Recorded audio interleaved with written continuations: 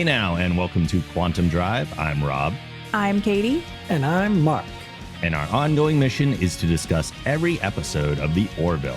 Except sometimes we go off on side missions where we talk about other Orville-related things. Today we'll be discussing the graphic novel Launch Day, which was written by David A. Goodman with art by David Cabiza and Michael Atiyah.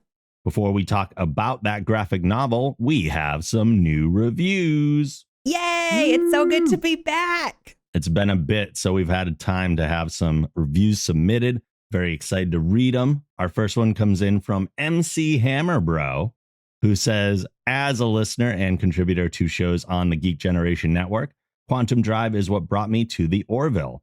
After a few episodes, it became part of my weekly routine to watch an episode or two and then listen to the podcast to really dig deep into what I was watching.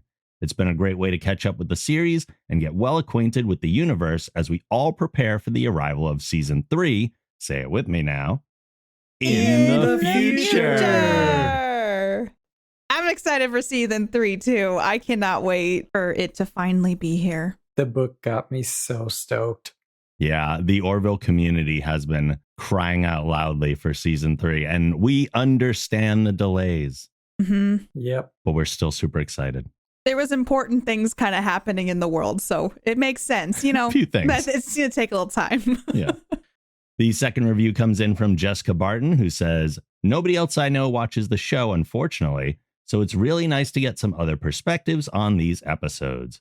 Quantum Drive is a really well done podcast. Katie and Rob clearly take care to look at the Orville objectively and ask good questions about the show, which gives the content an interesting and fun edge. I love listening after I watch the episodes for the trivia, too. Trivia is one of my favorite parts as well, so that makes me happy to hear. Plus, it's cool. We get to be like your Orville buddies watching along with you. And that was kind of our plan from the beginning, wasn't it? Yeah. It's worked out then. Yeah. We've done what we set out to do. Whoa. If you would also like to leave us a review, you can go to Apple Podcasts, leave a 5-star rating and write a review. And when we come back with new episodes, we hope to have a whole bunch waiting for us. That would be incredible, and I would not be upset about it. You can also email us by sending a message to quantumdrive@thegeekgeneration.com. You can follow us on Twitter @quantumdrivepod. You can join the Discord at thegeekgeneration.com/Discord to talk about the show and the podcast in our Quantum Drive channel. And if you'd like to listen to Mark's alternate one-sentence reviews and some of our bonus podcasts, you can support the show on Patreon at thegeekgeneration.com/support. It's been a minute since we've done this that I kind of forgot about Mark's alternate one-sentence reviews. I'm so excited to do more. It's a treasure trove. I know, and Mark's here today. Exactly. Yay, I'm here. Woo! We let Mark out for the graphic novel episodes. Just the graphic novels, though. Normally, we limit him to one sentence. Yep. I'm sorry for your loss. Today, you may have paragraphs, Mark. Whoa. And now he's on one word. Yep. So hopping into the graphic novel Launch Day, just like the last one, is split into 2 separate stories. So first, the story Launch Day itself. A flashback to 20 years ago on board the science vessel Boar sees Ed and Gordon saying farewell to Easel, an Alabarian who's returning home because the government of his homeworld has decided to leave the Union. Back in the present, the Orville intercepts a fleet of 8 Krill vessels en route to the Alabar system. They inform the Orville of their mission to destroy what they suspect is a massive weapon that they've been constructing for years. With only 2 days to investigate before the Krill attack, Ed and Kelly go undercover on Alabar to seek answers, while John and Gordon attempt to investigate the weapon itself and determine if it's a threat. Ed and Kelly find a decrepit version of the civilization that once was and learn about Launch Day, an event that will remove the threat of outsiders from entering Alabar. Meanwhile, John and Gordon enter the weapon to find that it's not a weapon at all, but the biggest quantum reactor they've ever seen. Its purpose is to serve as a quantum shifter, which will transport the Alabar system to their own pocket universe. Ed warns the Krill fleet not to pursue, but they don't listen. As the Orville exits the system, Alabar and the Krill fleet are transported by the quantum shifter, which is destroyed in the process. With nowhere else to go, the Krill fleet sets its sights on Alabar to satisfy the will of Avis. All right, before we dive into talking more about this story, there's a little bit of trivia that we can share with you about this specific comic. So if you're reading it, you can see that Kermit is not on the desk in Ed's office. And Goodman had alluded to copyright problems with displaying Kermit outside of the television show, which if you do anything on the internet, you're very familiar with copyright and how it can cause a lot of problems. So I'm sad that Kermit wasn't on the desk, but he's at least on the show, which I think is important to me. I love the Muppets.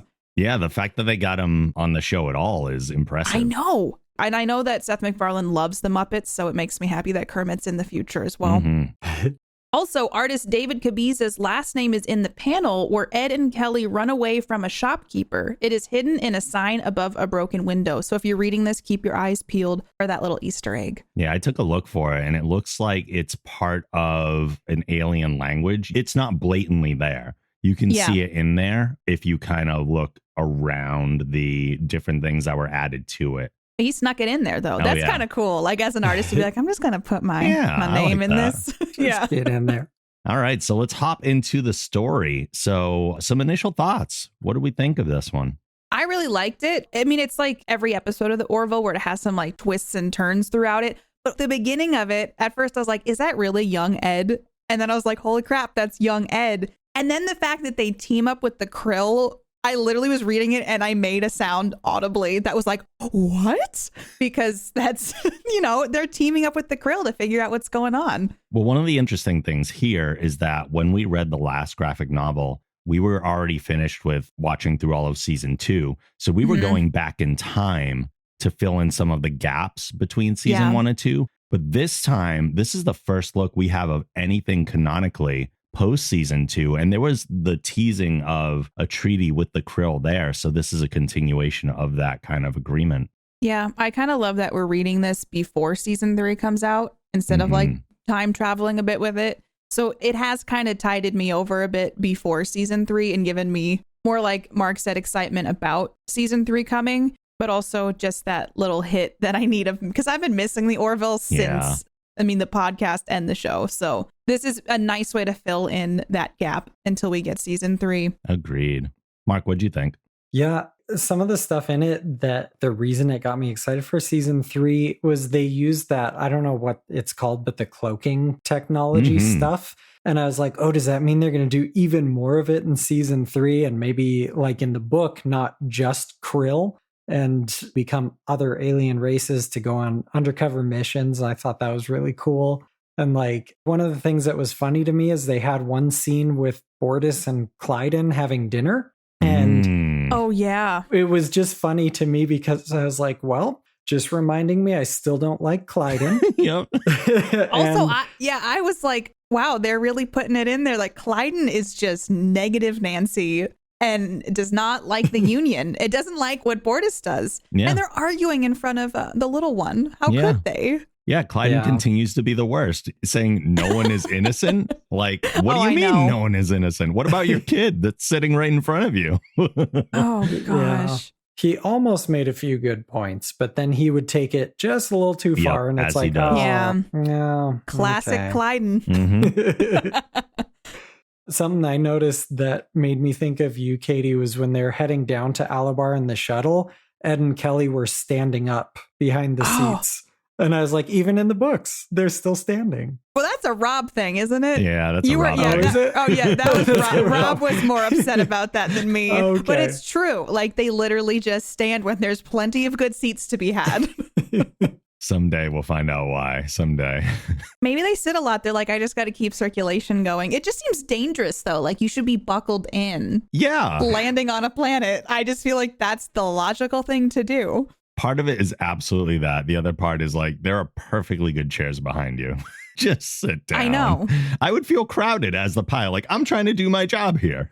Yeah, it's like your boss looking over you while you're working. Yeah. It's very much that. But I have to say, I loved there was future fashion in this as well. There was some future fashion. I was kind of digging it. I was like, I like how, like Mark was saying, the cloaking technology. It wasn't what was that called? The shuttle's cloak? Not the shuttle's cloak, when they cloak their bodies. Oh, like the holographic emitter? Yes, what they do to like create the illusion that they were Krill. But this itself, I like, these aliens look really cool. I like the way that they look. They're almost like fish-like in a way. Yeah. And I don't think they used the holographic emitters here because they went to medbay and had Claire do something, which makes me think they did like the surgical procedures that they would have done in TNG. And I was pretty sure that almost all the time in the series, we've seen them use the emitters instead. Yeah, I think maybe it was implied because Claire says there are significant differences in the Alabarian biology. This disguise won't fool a scanner. So I'm thinking it's implied that they used the emitters. Yeah, I actually thought it wasn't because they went to the sick bay. And usually when they do that, at least in TNG, and maybe I'm just connecting the two too much, when they do that in TNG, it's always because they're doing a surgical procedure to like make them look like the alien. But then, not without getting too far ahead, in the next story in this book, they decide to wrap their heads when they could have easily just done their ears, which is a much less complicated procedure. It's maybe just a choice. Maybe. Like, yeah, I mean, this is very much a disguise that needs to be almost foolproof. I just assumed they used the emitters in this. Yeah, I had to. Is that what you meant earlier, Mark, by the cloaking thing? Yeah, I was thinking of the emitters. I mean, it could be because I don't think there's a precedent set for them ever using surgery in the series at all up to this point. I don't think so. Throughout the time, it seems like as soon as they discovered that technology, that was their go-to. Yeah. But the future fashion, kind of love the look. Yeah. But also, like, the planet that they land on is just kind of in post-apocalyptic, almost disarray. Yeah, it is falling apart. And I appreciated the dystopian type future vibe of it. I was really excited about that. And I like how they're like, you're still using money? Like, yeah, that was kind of wild. But it was very much like our society, like the same kind of level of what we have now on Earth.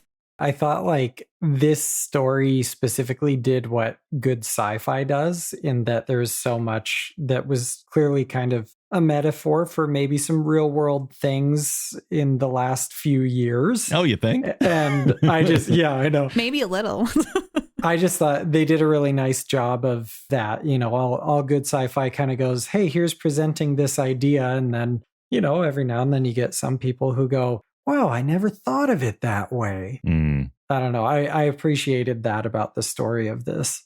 It did lean into it a little bit hard for my taste. Like, yes, this is clearly very blatant commentary on the Trump administration and how they like stoke the fires of xenophobia. We have Pratt standing in as like the dictator type, a politician that somehow has maintained office for the past 20 years, which, wow, what a term. Yeah. He seems very paranoid and like not a very stable leader for them.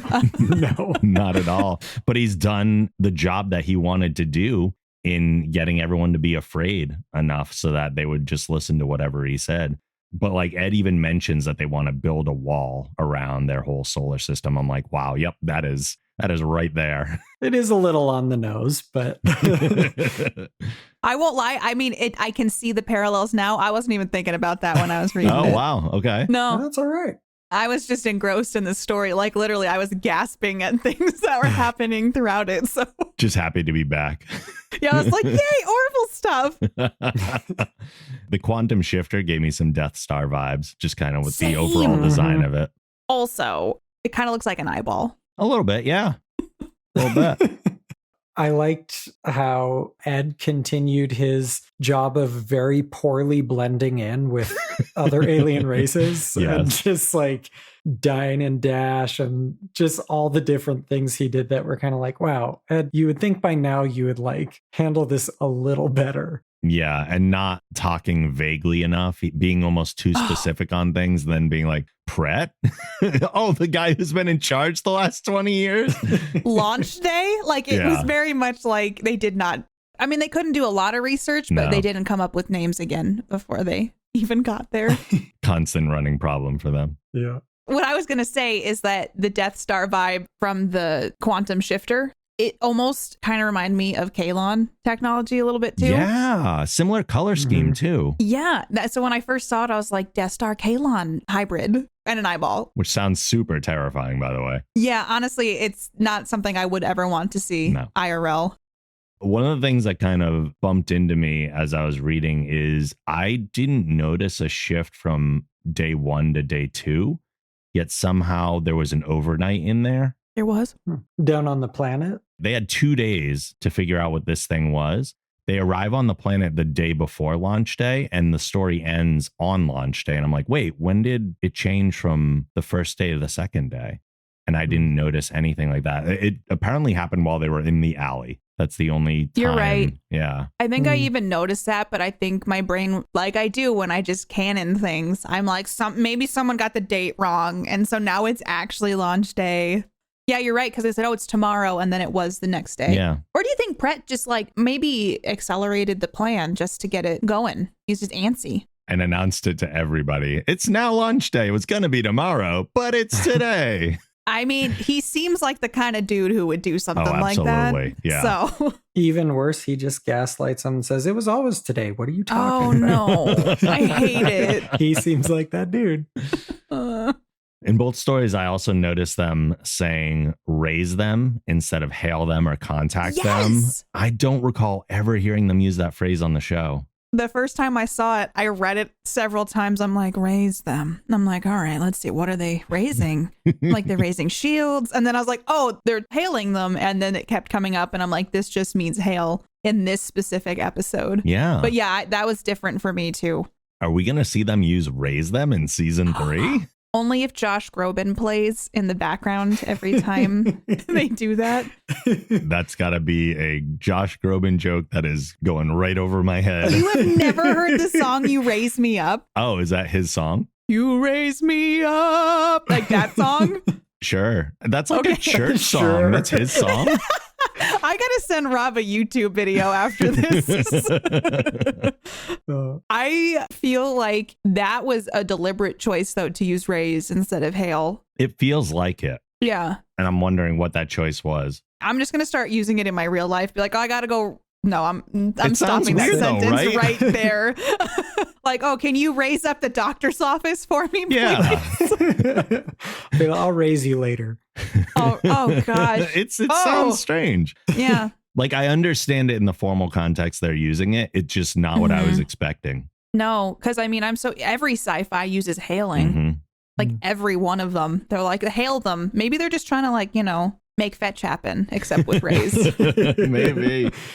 Some of the stuff in this, I know I'm kind of going on a tangent now, but specific to like the comic book aspect of it. I know this is silly, but on the cover, all the white lettering is textured, so it feels different. And I'm like, ooh, nice little touch. Yeah. So all the names and the title and stuff. And one of the other things that I noticed was for the first story, there's a lot of just everything stays inside the panels. Mm-hmm. And so sometimes, artists will get a little creative. In my head, I was like, oh, breaking the panel or something. I don't know what the proper term is. But the only times it happens in this first story are when the Orville is doing some like big maneuvers and things. It just kind of goes outside the panel just a little bit. And I thought that was a nice way of adding tension and action and everything. That's just kind of little comic booky aspect that I was like, cool, because you can't pop the Orville halfway out of the TV when you're watching the show or anything. Yeah, it makes the limited space of the frame feel more open if you just break the barrier a little bit. Mm-hmm. Some of the art was epic too. Like I can't remember the Krill captain's name, but like the one of the Krill and the Bortus picture, and they're like facing off was really cool. Yeah. Oh no, there's some great artwork in this. I know we talked about how good it was in the first issue, and it's similar, but it feels even more detailed this time. They look so much like their character. Like it looks so much like the actors and just the characters in general. Yeah. Also, everybody's just ridiculously good looking. Like it's just it's unfair. Okay. We just need to be drawn is all. Yes. If one of you could just draw me into your comics, I can feel there we go. Like I belong. That would be the best like cameo, just snuck into a comic. I need to be standing in the back of the shuttlecraft and not using a chair. I think one of the things I thought was interesting is that they went to the registrar's office and was just like, hey, do you know this dude? And can you just tell me, where to find him? And it was at first like, oh, you just told me a name that 3 million people have on this planet. But then it's like, he worked for the union and she was just totally fine being like, sure, I'll go look it up. Like, wouldn't that raise some red flags? Probably, but on a slow day like that, she might not have cared. Yeah, I mean, she did say it was getting close to closing time, so Yeah. you would think that she'd be not about that, but she was about that. It just seemed like that was a weird thing that Weisel's mom told the authorities, but why didn't the lady at the register do that? Good point. Fun fact, because at the very end, so when they do the like quantum shield kind of thing around their solar system or their planet, I like how, first off, the Krill are just kind of like, well, this is the new normal. Let's go take them over. And they're just their commitment. Don't miss a beat. Yep. Yeah. Conquer. Yeah. And like in that, I just looking specifically there, the background art, kind of the nebulous stuff was just gorgeous. Like throughout, again, the art was great, but really all the space nebulous stuff was cool. And my fun fact was that I didn't know that the plural for nebula is nebulae. Oh. Or nebulae. Nebulae sounds right. Yeah, that sounds right. Yeah. Nebulae does not sound right, but No, maybe it is. It doesn't. I guess nebulas is also accepted, but I like the other better. Yeah, same. Speaking of the conclusion, how do we feel about it? Do we feel it goes in line with the rest of what this story was kind of portraying?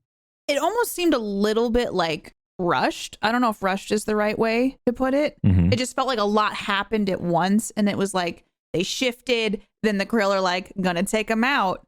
But also, I will say, like, the Krill, like, without missing a beat, were just okay with not ever seeing their family again. Like, that to me was so jarring, because I'm like, well, they're just like, all right, we're just going to take over, and I'm just not going to think about anything in my past. And I was like, can't relate. Just can't relate to you, Krill. Meanwhile, there's probably one person on one ship that's like devastated. We just didn't get to see them. I know. I feel like maybe it felt rushed because I didn't want it to end. And I think what I appreciate about it, it's very realist. Like, that's what the show tends to do sometimes, is it's very, okay, not everything worked out in the end. Yeah. And I kind of appreciate that about the show, because life isn't all, oh, well, we talked them out of it, and now the Krill are our best friend, and they're back in the Union. And so it's nice when stuff happens where it's like, okay, that didn't just get all tightly wrapped up in a box with a bow. Yeah. I don't recall the endings as much of the first two stories we read, but even between these two, they both feel kind of abrupt. And I think that's just a symptom of this presentation. They don't have a lot of time to work with. These issues go by pretty quickly. Yeah. I think what's nice about it, though, is it kind of leaves you wanting more. It does. Absolutely. It doesn't make me ever go like, oh my gosh, is this almost done? Like, it makes me go, no, I don't want it to end. Yeah. Which I think speaks a lot to it, because maybe that's part of the formula that works for this, is because it's almost not enough each time. So you're like, well, I could go for another one of these, but it gives me something to look forward to when the show isn't on the air. It's like reading an episode. Yeah. It literally feels like I'm watching the show, except it's just a different format. Absolutely. Yeah. The ending to me felt a little, I don't know if it was counter to the message I was receiving from the rest of the story, in that, are the Alabarians being proven right? Because this whole time they've been afraid of outsiders. As soon as they're left alone with outsiders, those outsiders are going to invade them. Right. I think one of the things I appreciate about the comics in general, and these two are good examples of it, is there's like a philosophical question usually in them that you can like sit back and go like, oh, I see what they're doing. Like when we get to the next one, there's something in that as well. Yeah. I mean, essentially, it was outsiders who interfered with their plan of just making themselves completely isolated. And it turned out that it didn't work out the way that they were hoping it would. However, I do wonder, like, if they had reached out and been like, hey, we're going to leave this universe, like, would that have opened up problems as well? It's kind of people putting their nose where it doesn't belong.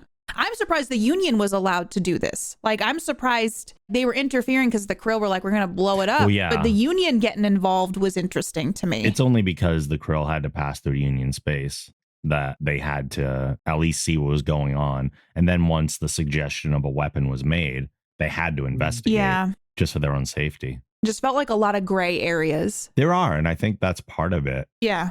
Like, one could also say that the reason the outsiders came is because they were so afraid of outsiders. If they didn't build the quantum shifter, the Krill don't come, they are left alone. Because I would love to know more about the rationale that Pret is putting forward Like everyone's Yeah. so afraid of outsiders. What have the outsiders done? Or is it just stoking fear? Like what is, I know they don't have time for this in the comic, but this is just where my brain goes. It's like, what was he saying that got everyone so afraid that they would give up everything they had to go to a pocket universe?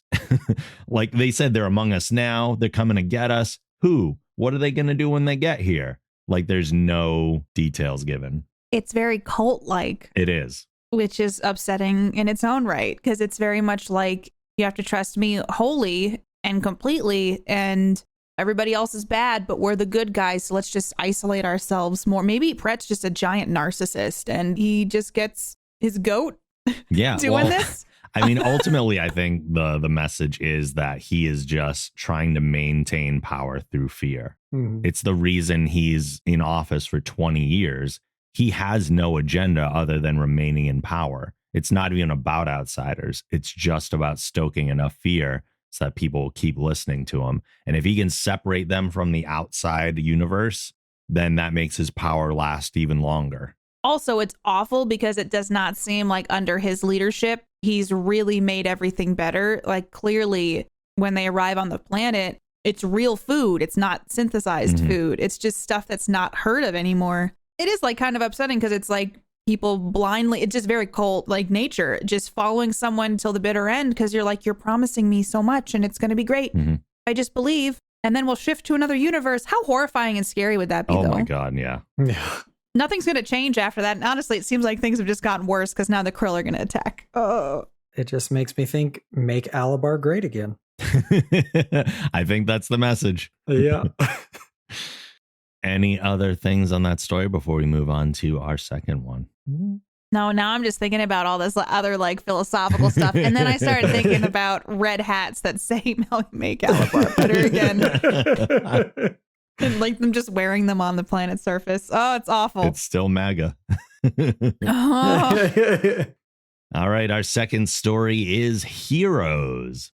A flashback to 5 years ago shows Tala in the home of the Akutum family, whose biology is remarkably similar to that of the Zelayans. Aki, the family's child, is reading her the story of Zandia, in which the folk hero stands up for her people against their suppressors.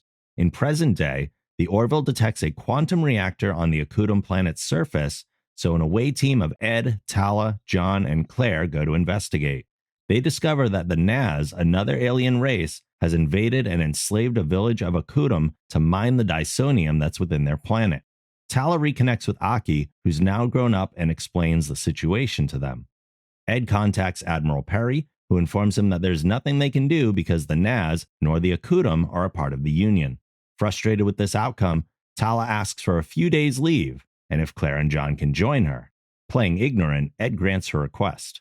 After constructing a costume from Mocklin body armor and a sword from a piece of hull plating, Tala dresses up like Zandia and uses her superior Zelayan strength to frighten the Naz and threaten their foreman to try to make them leave the planet.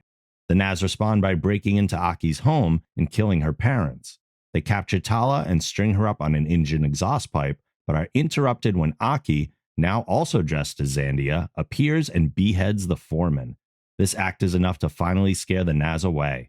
Tala and the away team also leave, fearing they are responsible for Aki's murderous turn. Before we jump into the story, we're going to do a tiny bit of trivia about this episode of the Orville. It's not an episode. It feels like episodes, so I'm going to call it that. All the Okutum clothing was based on African styles. The Naz clothing and weapons were based on French and Spanish uniforms from the 18th century, especially the soldiers depicted in the television series Zorro. When designing Ed, John, Tala, and Claire's clothing for the planet's surface, Kabiza made them blue, light orange, red, and blue-green, respectively, to subtly remind readers of their planetary Union uniforms. The second issue of Heroes is the only time in an official Orville release that the main characters Ed Mercer, Kelly Grayson, Bortus, and Isaac do not appear. That's interesting. Wait, Ed's in it? In the second issue, none of them appear. Oh, so the first issue. half of the story they do, but the second half they do not. I love that this was all about Tala because we don't know a lot about her. And so I was like, yes, we're getting more of like the meat with her as like the lead of all of this. Yeah, I was really excited for that too. So what do we think about this story going in?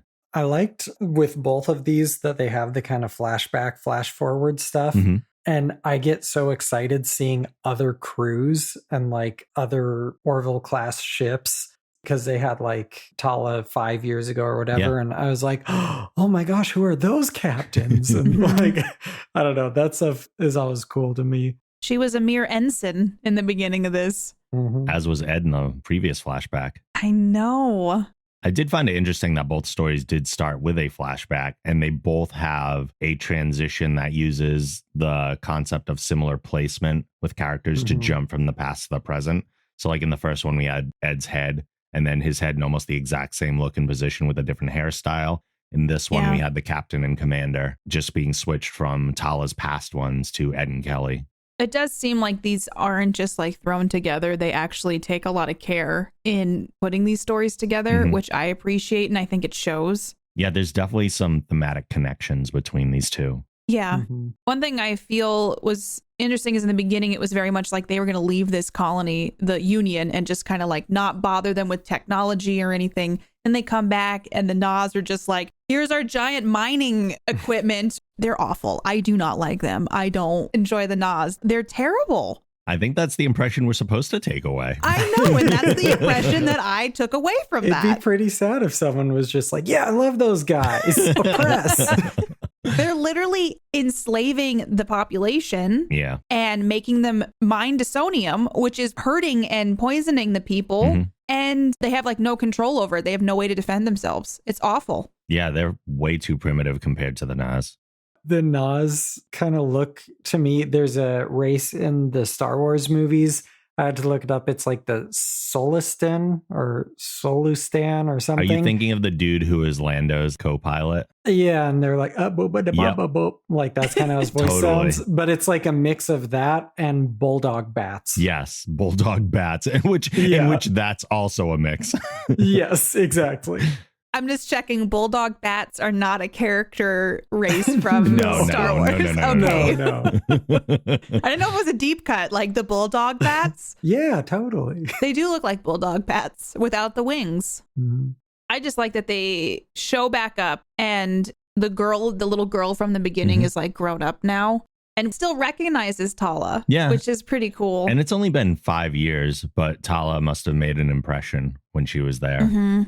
I'm still really curious as to what their links are to maybe Zelayan culture, though. That was never really answered. We still don't know why they have such similarities in how they look, but no similarities in how their cultures are. It's just, why do they look the same? They touched on it very briefly, but kind of skimmed over it, suggesting that maybe there was some sort of like genetic spreading of some sort. Yeah, I think I just wanted to know more because I'm like, there's so many questions to be had with that. It is interesting if they are essentially of the same biology, and then Zelayan's atmosphere has forced them to evolve into a place that they can withstand it and get stronger. Whereas if they were on a different planet, they potentially would just not develop that. Yeah. Yeah, it was interesting too that the foreman guy picked up on that and just kind of called her out like, no, you're not special. This is all that's going on. I know you're lying and you're not going to kill me. And he totally calls her bluff, and that was exciting.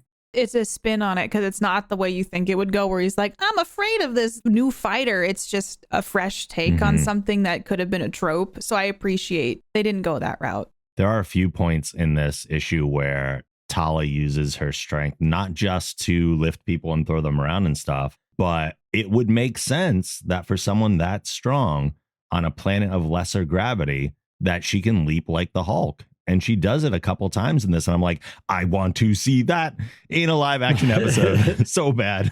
At first, I was like, wait, how is she able to do that? But in a way, Zelayans are kind of superheroes. So it fits pretty well. It combined, like, now that we're in a comic book, it combined the Orville with like what felt like a superhero comic as well. Yeah, kind of leaning into the medium that they're presenting this story in. Yeah, kind of like an homage to like, hey, we're doing this and there's a superhero now. Yeah, I noticed in this story along with that, I think it's the very end of the first part, the very beginning of the second part, were the only examples in these two stories of like a full page panel. And it was kind of the reveal of Zandia and doing kind of the superhero, like up on the roof and I'm watching over Gotham and all that kind of stuff. And then she like jumps down in the next one. And we see the bullets ricocheting off and everything in a very action pose. Yeah, that was pretty cool. Couple things that bumped me really quick in this. One of the NAS officers makes a bit of a logic leap in guessing who Zandia really is and saying like, oh, that person who yelled at me by the well, that's her. Just like, I was like, wait, what? What are you basing that on? Similar body type, maybe? Maybe voice. I don't remember if she had talked at all. I'm wondering how long they've been there, because if they know everybody in the village, that probably makes more sense. But if they're like, if they are slaves, they might not even look at them as individuals and just like bodies that are doing work for them. So I don't think they would notice anyone coming or going necessarily. This reminded me of her sword and suit. Like, did Lamar make it? It seemed like that was implied that he made it. Yeah, he used Mocklin body armor to make the suit, and then he used a piece of hull plating to make the sword. So that stuck out to me because I'm like, they didn't synthesize that stuff then. No, he did some custom crafting. That's what I was like, wait, did he like hand make a sword? He might have, which is great. I love it. But that does also make me think of the other thing that kind of stuck out weird. Where did Aki get her costume? Oh. I know it's not armor and it's not a hull plating sword. Like, has Aki been doing cosplay and we just don't know? She just had a Zandia costume laying around. I'm looking it up. And maybe because her life kind of sucks, maybe that was her thing. She just made a cosplay of this hero of hers. Because I'm looking at the two costumes now. They are a little different. Yeah, and hers looks a little bit less put together, but she's got like gloves and stuff. And that's not something you just have laying around. Right. And it does fit her style a little bit more. She's wearing like a midriff shirt for most of the issue. And her costume differs from Tala's in that way too. Like she has a midriff going on hers. Yeah, hers doesn't look like it has any armor on it. Oh no, it just probably not. Yeah. I think when she just totally shanked the foreman guy, I was like, I think I couldn't remember, but I was kind of like, I think that's the most like violent graphic thing that I could recall for the show, but I don't remember for sure. I would say the only thing that matches, that's definitely more graphic because we see it actually happen. The only thing that stands out to me on a fairly similar level is when Clyden wanted a divorce and stabbed Bortus. Oh, that's right. Yeah. I was like, why is the divorce? I know. I was going, well, I guess, divorce hits us all differently. Yeah. Not always violent, but it is when it's Mocklins. One of the things that was sad at the end is Aki just kind of goes, we don't need you anymore to Tala. Like, that's a little bit heartbreaking. Well, and that's because Aki's parents were killed. Yeah. They got fully murdered. Yeah. Do we think that Aki blames Tala for her parents' death? Oh, definitely. Yes. I also go, that's kind of a leap too, because they did. Well, maybe it's not a leap. Maybe it's a very small village and they just saw her hanging out with this new person for, I don't know. There's a few logic leaps. Yeah. Like, it's the one of, hey, that's probably Zandia, that new girl. And then it's also, I saw her hug somebody. Let's go to her house. She knows her. The Nas also don't seem that intelligent.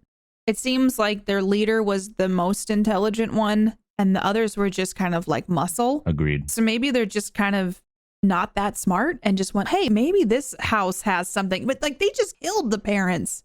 That was not a smart move for them. No. Like they needed more information. Like they just killed the parents. Those are also two workers that would go in the mines for them. True. And they're trying to find out where this person who's being Zandia is. If you kill the people who you're trying to figure it out from, that's probably not the best move.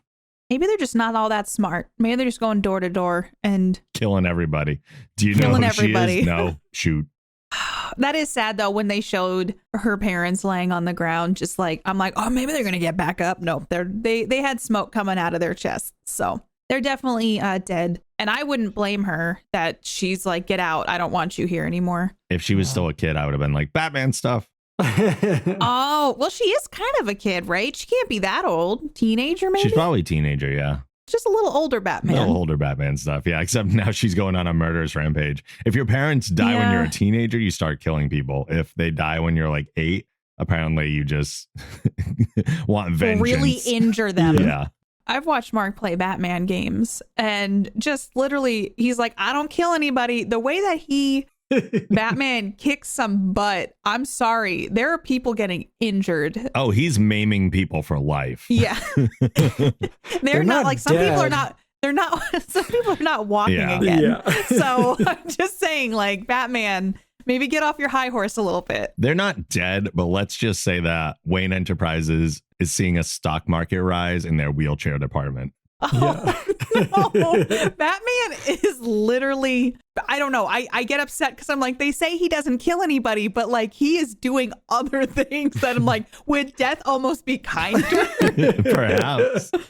So Aki is essentially if Batman murdered people. Yeah, kind of. Mm-hmm. One thing that I thought was interesting was it kind of like reminded me of that episode where Tala sort of has the thing with that Mocklin. And it's been a while since I watched it, but it gives me the impression of just Tala has a very big heart and, you know, is kind of like, no, this is the way things should be, and wants to make things right, but sometimes maybe gets involved a little too much. And, you know, I'm curious if that's going to be a trend for her going forward, or if just happened again this one time or what. Yeah, if they're doing anything right by the character with that story and this one, it's giving us every reason why Tala would be in security. She just wants to protect people. Yeah. I did appreciate that the comics stuck so true to the characters. So it did feel like this is how Tala would handle this. For and sure. being like, yeah, you can just go. I don't know what you're going to do on your trip, but I hope it's good. I'm just like, it's very true to how each of these characters would react to something like this. I was a big fan of the table smashing scene, personally. Yes. I forget sometimes that Zileans are like super strong. And so I mean, she was obviously upset because it was like the Union was essentially being like, not our problem, which is kind of awful because I'm like, I know it's a weapon, but they kind of stuck their nose in the last episode. So, or the last story. So it's just, that's what I'm saying, a little gray area every now and then. It's because they contacted a different admiral. That's all. Yeah. If they spoke to the last admiral, maybe they would have gotten the go ahead. Exactly. The only other kind of comic book thing that in looking at all the books, there wasn't a lot of use of sound effects, which I'm happy about. I think sometimes it's like you'll have a good story and then it'll be like, bam! And you, okay, well, I could have gotten that from just the visual. Yeah. But one of the things that made me laugh was I counted and there's whoosh, crack, and then of course the last one was stump, which was the sound of the four men getting decapitated. Oh, yeah. Stump? Well, that's what it sounds like, right? Stump. Yeah, all the people I've decapitated. Sure. Wow. Mark has never decapitated anyone, and Disclaimer. I feel like disclaimer. So, any final things about this story, and also like, what do we think this story is saying? What is the message of it? Again, it's like one of those philosophical questions, like, should Tala have gotten involved? Did she help or did she make things worse? Was it at the end of the day worth it to get involved, or was it kind of like a rash way to hopefully help this situation? Like, was it truly smart to be like, I'm going to become this childhood hero that's from a myth book and just see how, you know, and I'm going to scare all these Nas away. And it's just like, well, is that really realistic?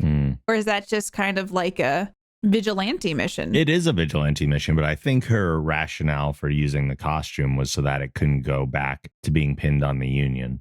Yeah, I thought about like if it ever got back to the Union, they'd be like, these three on a vacation, and there would be a whole court case. They would get kicked out of the Union. Yeah, if you notice, the others stay out of sight for most of everything. Yeah. Also, because this whole civilization doesn't have a lot of technology, there's not a lot of repercussions that could come from it. Because who are they going to talk to? I mean, it's a creative solution, but it's not really a solution. Creative idea that got some people killed. Yeah. Maybe she should have just killed the foreman. Maybe, but then what would have that message been? She doesn't put up with any crap. And I'm the protector of this, but maybe the parents would still be alive, I guess. Maybe. I don't know. I felt this one was even more of an abrupt ending than the last one because it just shifted so fast to like, all right, we're doing like the whole vigilante justice thing. And then, oh my God, oh my God, you cut his head off. In a way, I felt like this one tied it up a little bit better because it's like her parents just died. Mm-hmm. She's probably not going to deal with this anymore. She's just going to get her revenge and take back her community because in a way, what does she have to live for anymore? Yeah. That's really dark, but that's kind of how I felt. So I think it was sad, but a very poignant way, another realist way of doing it where she's just like, you're not needed here anymore. It ended up feeling a lot more dark than I was expecting. And maybe that just blindsided me to where I was like, oh, no, this is not where I wanted this to go. But that might have been my issue, is that it just didn't go where I necessarily wanted it to go. But I guess if I'm pulling anything out of it, it would be that the best intentions still have repercussions that you're not going to see. And you got to deal with those too. I will credit Tala with saying, okay, I got in there with a costume.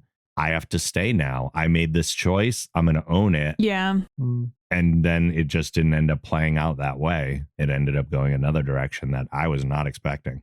Same. I also like the way they ended this part of the book with Tala saying, an old book the captain gave me said that there are no heroes, that in life the monsters win. And that I thought was a very like, oh my God, way to end it. But I was like, it's kind of, again, they keep things real based like they're in the future with all this future tech and sci-fi and all that, but it's still there's still a lot of same problems.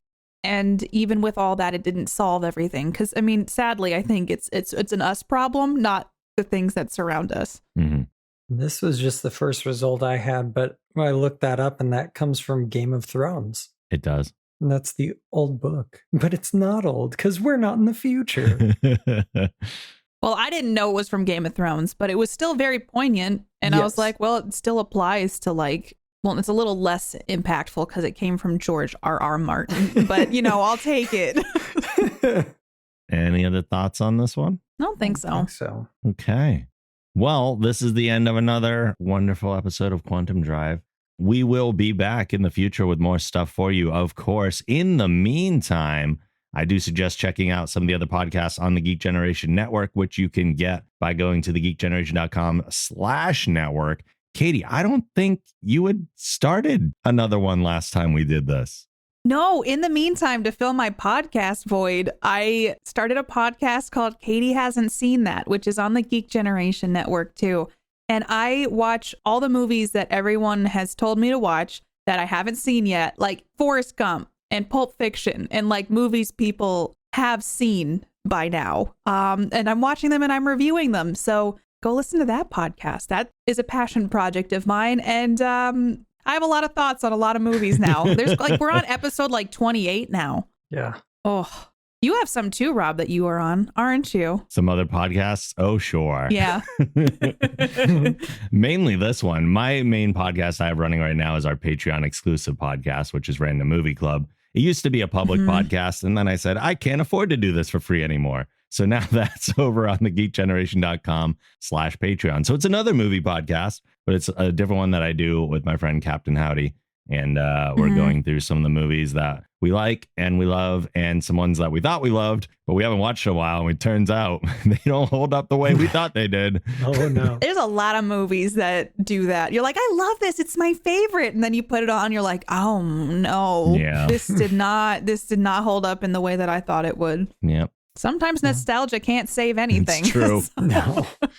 And thank you, Mark, once again for joining us for this episode. Thanks for having me. Can we find you anywhere, Mark? You can find me on Katie Peters Plays on and Play Katie Play on all of her stuff. I'm usually there somewhere hiding in the back. Nailed it.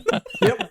And well, I will say that I sing the intro on Katie's podcast. Oh, that's true. That is true. That's something. That's all I got. People love the song, Mark. People come up and they're like, I was just singing Katie Hasn't Seen That intro today while I was at the grocery store. And I was like, that's the ultimate compliment. Thank you for telling me that. That's great. Well, that is it then for now. We'll hopefully be back with something soon in the future. And if not, we will see you for season 3. Yes. Woo. Quantum Drive is a production of The Geek Generation. If you like this show, be sure to check out our other podcasts on the Geek Generation Network at thegeekgeneration.com. If you'd like to support the show and get access to exclusive bonus podcasts along with other perks, you can visit our Patreon campaign at thegeekgeneration.com/support. You can follow Quantum Drive on Twitter at Quantum Drive Pod and me at TheRobLogan. You can follow me on Twitter at PlayKatiePlay and on Twitch at Katie Peters Plays, and Katie is spelled Katie. Please rate the show and write a review on Apple Podcasts. If you do, we may read your review on an upcoming episode. Finally, questions and comments can be sent to quantumdrive@thegeekgeneration.com. We're out of here for now, but we'll see you soon in the future.